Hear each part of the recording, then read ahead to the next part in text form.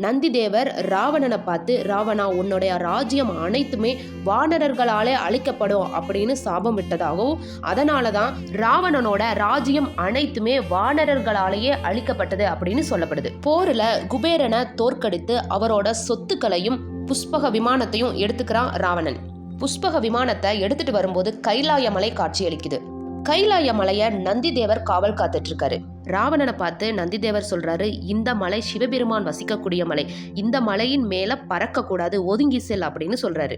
உடனே ராவணனுக்கு கோபம் வந்து, குரங்கு முகம் உடையவனை, யாரை பார்த்து ஒதுங்கி செல் என்று சொல்கிறாய்? இந்த மலையையே பெயர்த்து எடுத்து விடுவேன் அப்படின்னு சொல்றாரு. ராவணனோட இந்த வார்த்தையால கோபப்பட்ட நந்திதேவர், என்னை குரங்கு முகம் உடையவன் என்று சொல்கிறாயே, உன்னுடைய ராஜ்யமே குரங்கு முகம் உடைய வானரர்களாலேயே அழிக்கப்படட்டும் அப்படின்னு சொல்லிட்டு சாபமிட்டதா சொல்லப்படுது. அதே மாதிரிதான் ராவணனோட ராஜ்யமானது வானரர்களாலேயே அழிக்கப்பட்டது.